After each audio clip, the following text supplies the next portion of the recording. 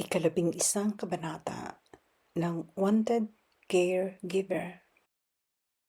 Kung hindi pa siya kinatok ni Neil, malamang na hindi pa titinag si Weng.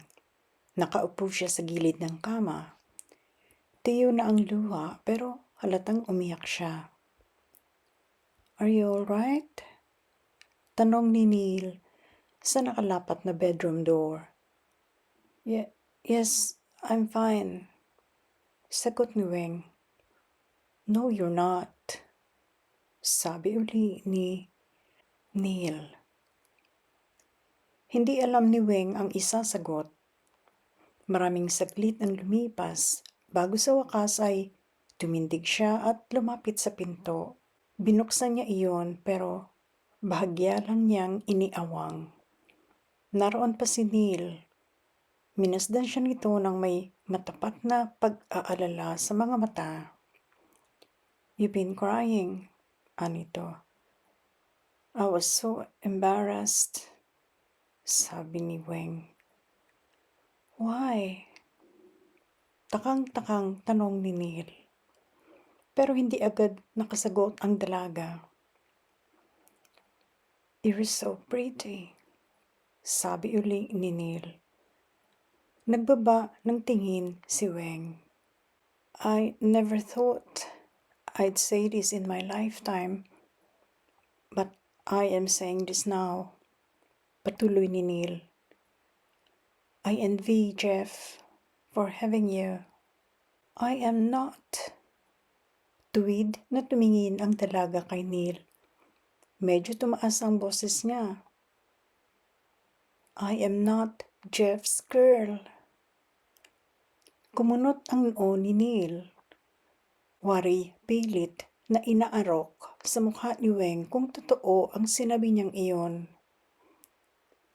"I'm not his girl," ulit ni Weng. "I haven't had a boyfriend in my life."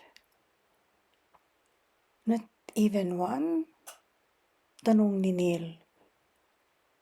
Tumango si Weng. Maraming saglit silang nagtitigan uli. Parehong hindi alintana na nag-uusap sila sa pagitan ng pinto na bahagya lang nakabukas. Tanong ni Neil maya-maya, mahina lang, "So, you haven't been kissed yet?" Umiling si Weng, pero naramdaman niya ang pagkapang ng kaba sa dibdib niya. Nakita na naman niya ang kakaibang emosyon sa mga mata ni Neil. "I want to kiss you, Rowena," sabi ni Neil. Napalunok ang dalaga. Gusto rin niyang hagkan siya nito. Pero paano niya iyon sasabihin? In the first place, tumpak ba na pahalik siya sa amo? Tulad kaninang abutan siya nito sa ibaba ng bahay na hawak ang telepono. Inabot ni Neil ang stray strand of hair ni Weng. Hinawi nito iyon at inipit sa gilid ng kanyang tainga.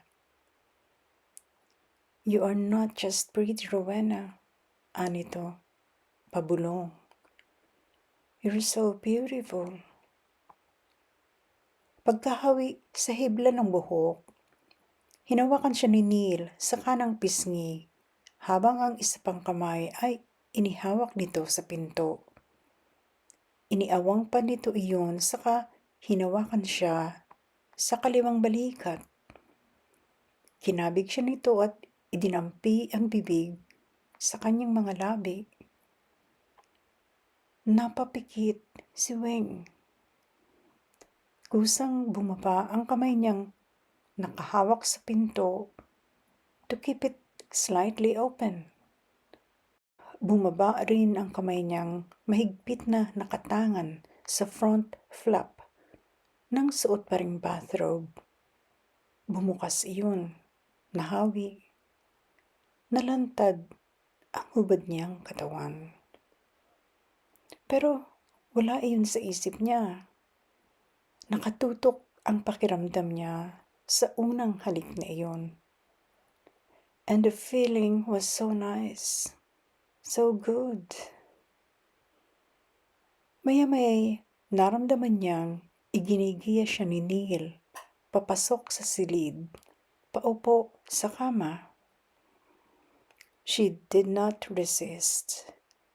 Ayaw niyang tigilan ni Neil ang paghalik sa kanya. Ayaw niyang matapos ang nararamdaman. Tila siya nakalutang sa ulap, patungo sa langit, palapit sa Gloria.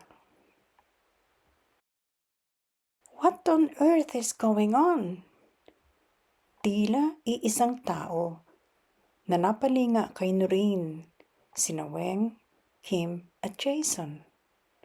Alam ng tatlo kung sino ang kausap ni Noreen sa telepono. Si Neil. First time na narinig ng magkapatid na pinagtaasan ng boses ng auntie ang kanilang dad. Hindi pa alam yun ni Weng, but of course, alam niya agad na may problema. Nasa dining room si Weng at ang dalawang bata. Sabado noon, katatapos lang mag-brunch nina Kim at Jason.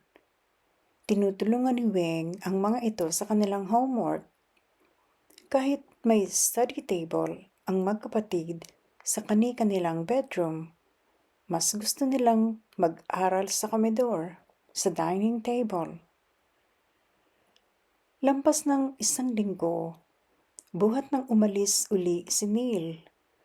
Mula nang huling maganap ang intimate encounter nila ni Weng. Pang-apat na beses na iyon. Tataunin ni Neil ang pag-uwi na nag-iisa sa bahay ang dalaga. And then, he would make love to her for hours. Nagsalitang muli si Noreen. Mataas pa rin ang tinig. Walang pakialam kahit dinig na dinig ng tatlo ang mga sinasabi niya kay Neil. Ani Noreen. For Pete's sake, you cannot tell me why, but you have the audacity to ask me to keep an eye on the kids while you're out there somewhere? Hindi na nakatingin si Weng kay Noreen. Nasa workbook ni Kim ang mga mata niya pero mataman siyang nakikinig sa mga sinasabi ni Noreen. Sabi uli ni Noreen pagkaraang makinig sa sagot ng kausap sa telepono. Well, Neil, I have news for you. Sarcastic ang tono ni Noreen. I have a life too. In case you've forgotten, I have a good job. I have a fiancé who I have been neglecting for the past year now. Tumingin si Kim kay Weng. Ipinahalata ng bata na gusto nitong magtanong sa kanya. Most likely ay kung bakit inaaway ng auntie nila ang kanilang daddy. But Weng shook her head. Naunawaan naman iyon ni Kim na hindi ito dapat na mag-comment sa issue ng matatanda. I cannot keep on driving the kids to and from school, patuloy ni Noreen. Of course, Rowena is doing a great job with looking after them.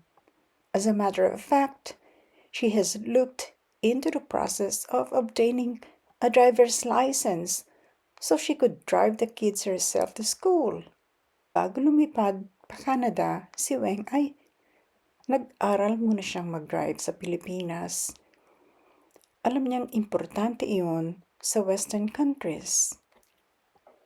Hindi nga lang siya agad na isyuhan ng lisensya kahit ng non-professional driving license sa Pilipinas dahil nakaalis siya agad pa abroad. Pinilit ng dalaga na itutok ang atensyon sa pag-tutor sa magkapatid.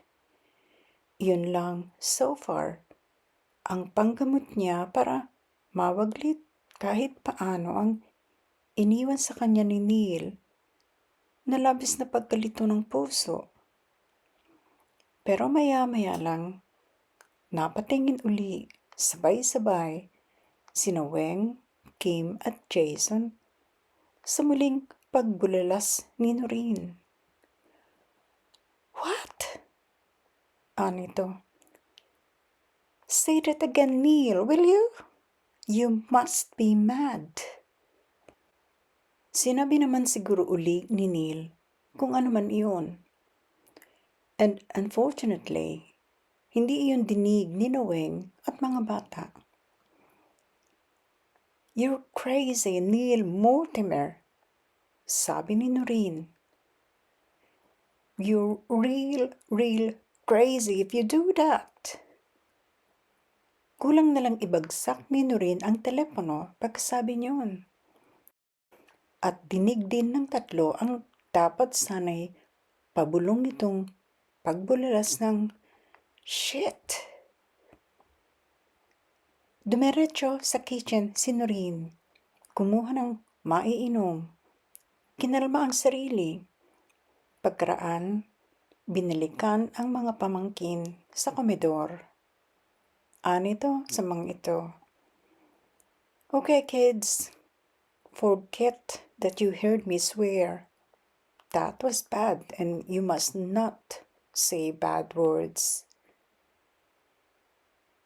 Is our daddy bad, Auntie? Tanong ni Kim. Your dad is the best daddy and person in the whole wide world, sabi ni Noreen sa mga pamangkin. He's just not himself for the moment, but